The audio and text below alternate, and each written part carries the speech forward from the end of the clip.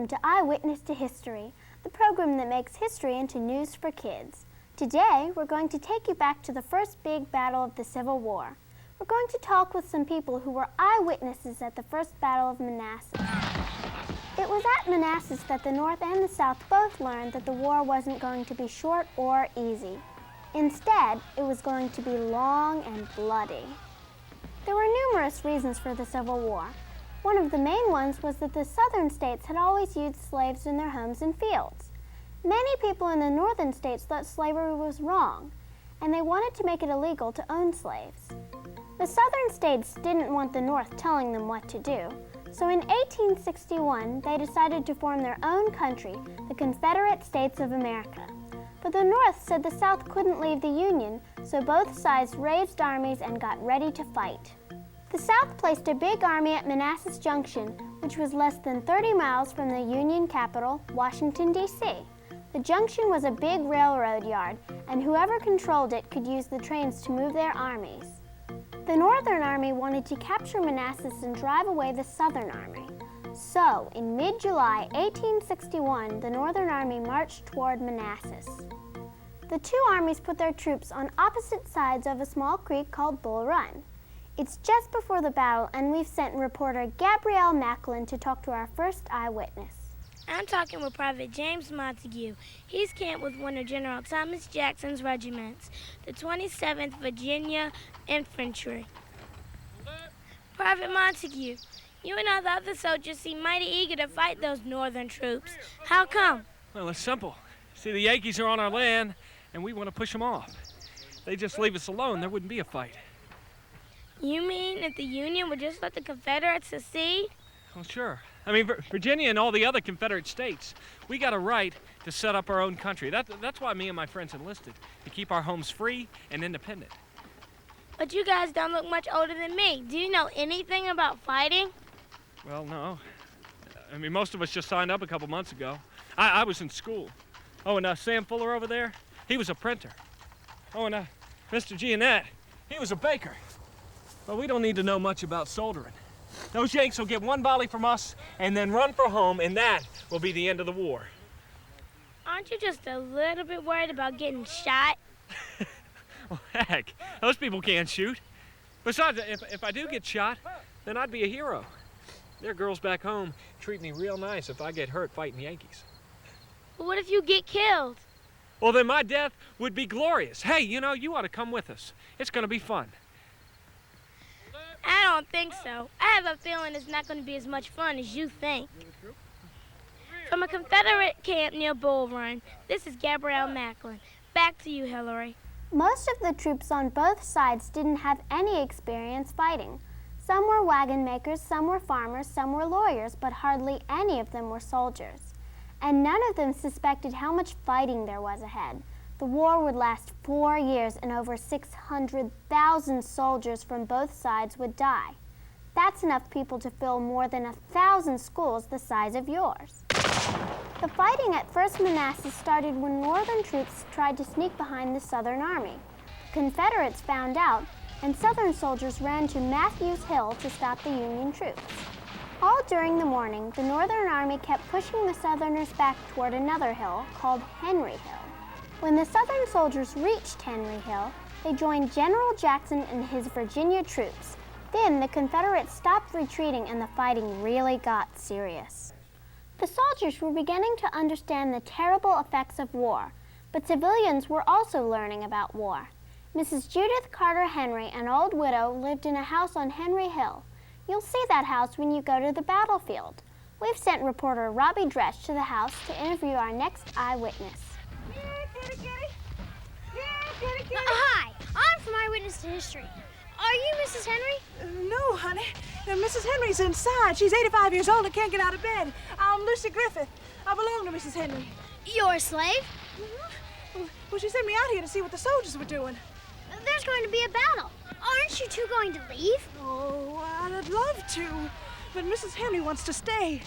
Her boys came by early and tried to carry her out, but she just got scared. Says she feels safer here. Really? Mm-hmm. Me, I'd at least like to run over to the Robinsons' place, because all those soldiers look like they're coming to have lunch in Mrs. Henry's kitchen. Ah! Oh, this looks bad. I'm gonna go hide under the bed.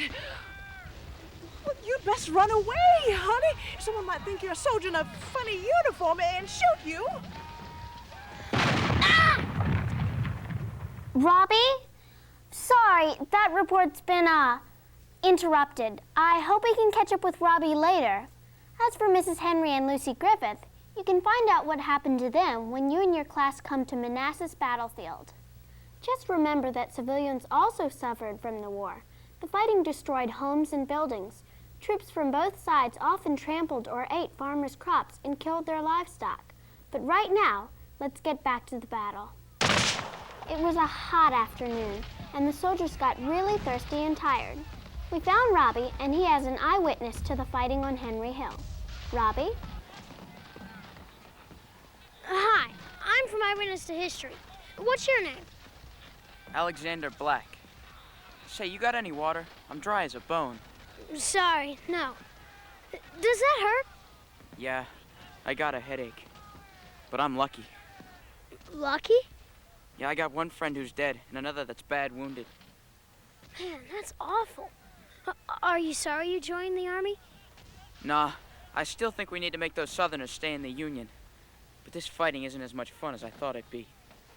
It's hot and it's dirty and nobody knows what's going on. Up there on that hill, we got fired at by troops we thought were our own troops. Shoot, they were wearing blue uniforms, and their flag looked like our flag. It's really confusing and scary. To tell you the truth, I'd a lot rather be back at school. Drummer boy, sound the formation. Yes, sir. I gotta go. We're going up the hill again. I think I was safer back at the Henry house. From another location, much too close to the battle. This is Robbie Dresch. Back to you, Hillary. Like Private Black said, there was a lot of confusion. For one thing, soldiers on both sides were wearing many kinds of uniforms. That made it hard to tell which side a soldier was on. All these uniforms were worn at First Manassas. Can you tell the Union soldiers from the Confederate soldiers? And flags were a problem too. Can you tell which of these flags is Northern and which is Southern? Sometimes the soldiers couldn't either, so they couldn't tell if the troops coming toward them were Union or Confederate. After First Manassas, Northern soldiers generally wore blue uniforms and Southern soldiers usually wore gray. And the South designed a battle flag that didn't look so much like the Union flag. Even though they were hot, thirsty, and confused, the soldiers kept fighting. Then, about 4 o'clock, the Confederates turned back a Union attack. The Northerners had had enough.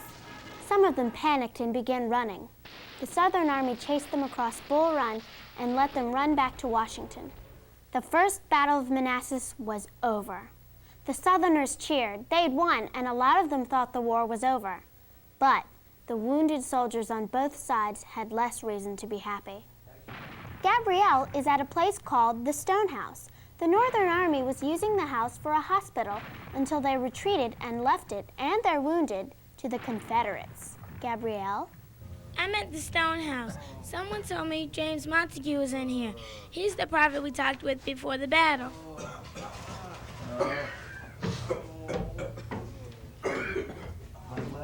Excuse me.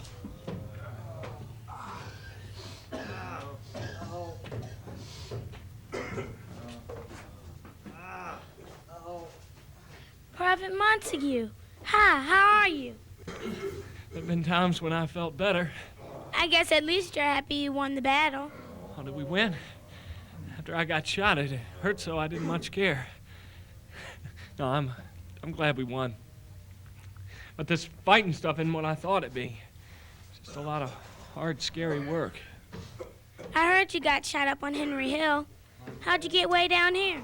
Well, some of the fellas helped me. They heard that there was this captured Yankee doctor here. He's upstairs working on some fellas who are hurt a lot worse than me. Boy, the fighting really tore up this house. The windows are broken. The roof has holes in it. And the yard's a mess. I bet the owner will be mad. Yeah, well, Civilians just better get used to it. I think there's going to be a lot more houses and yards tore up before this war's over. You don't think this battle will end it? I used to, but now I doubt it. Those Union boys fought awful hard. I think they believe in what they're doing as much as we do. No, I think it's going to be a long, long fight.